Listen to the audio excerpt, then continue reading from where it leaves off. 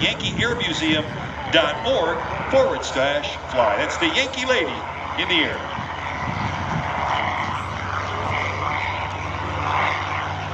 We are less than 1 minute out from a demonstration of an airplane that... The P-51 Mustang was developed not initially for the United States Army Air Force.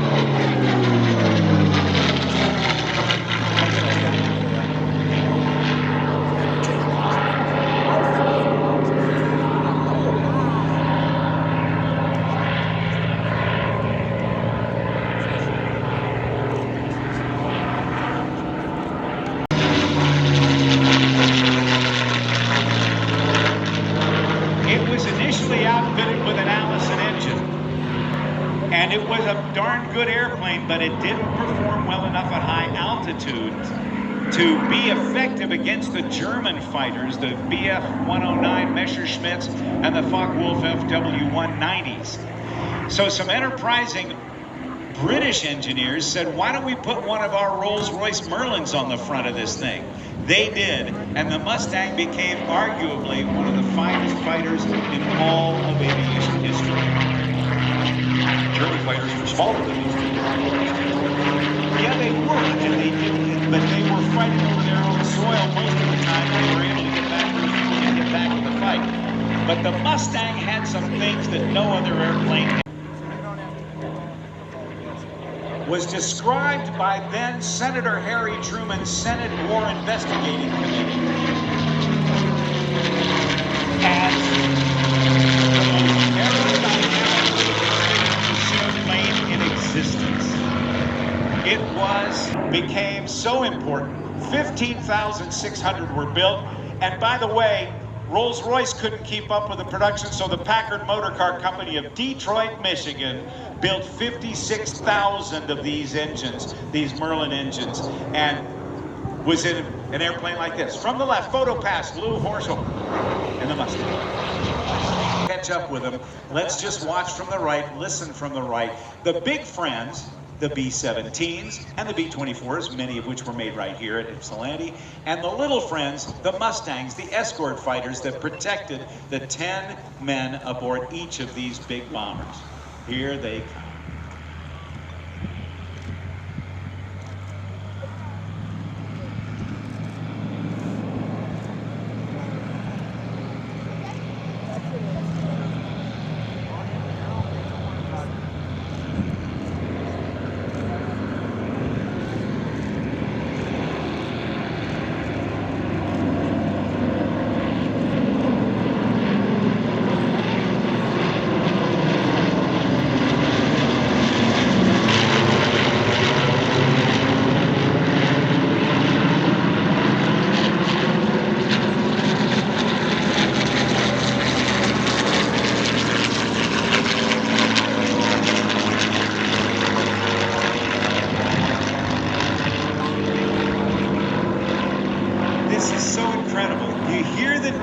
What they nicknamed a gutter. Oh boy. And that gutter smoothed the airflow through there, and they literally got a few miles per hour of jet thrust out the back called Meredith effect. Now I'm thinking if they landed belly up, if they had to with the landing gear not working, that scoop maybe protected a little bit of the belly during the landing, the skidding to a stop. It could, yeah. So the Mustangs, well, here comes the B-17 Yankee lady again. You'll get a chance to hear the four of the set. This is the last pass of the 17. Get your cameras on it. We'll just be quiet and watch and listen.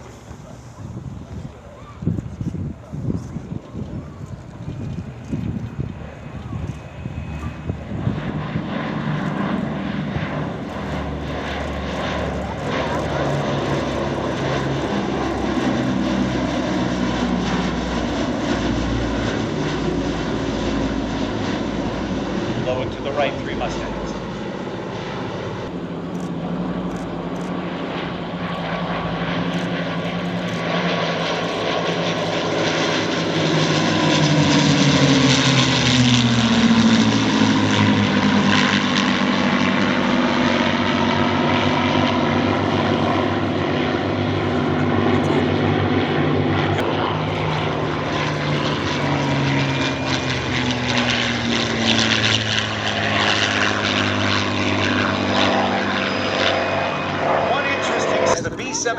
comes in. There's an awesome movie called Memphis Belle. If you haven't watched it, watch it. It's been out for a long time. The fighters, the flak and the fire, deliver bombs on target during their daring daylight raids. They could only fly a certain amount of missions, right? And then they were out of country. If they made 25 missions, they could go home. But the Memphis Belle,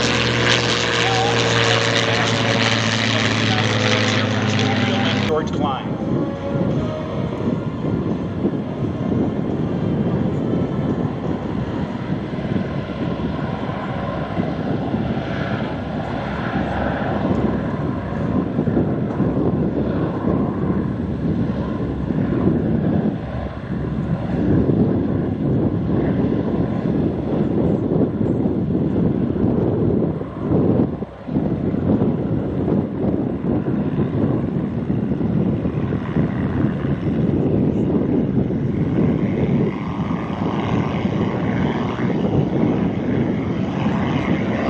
A different sound from the B-17.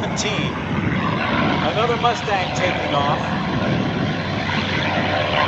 But next, we're going to welcome Lou Horson as he flies the legendary P-51 for you.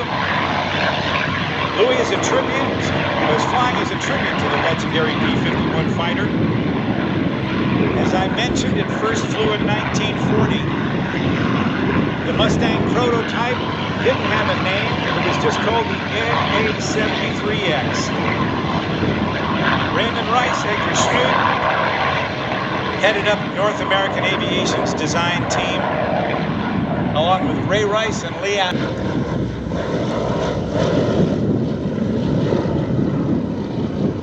So look at the scoops on the bottom of the fuselage of these Mustangs. You'll see that radiator scoop. 700 B-17s built, about 7 flying, and between 7 and 10 flying in the world any place. Mustangs overhead.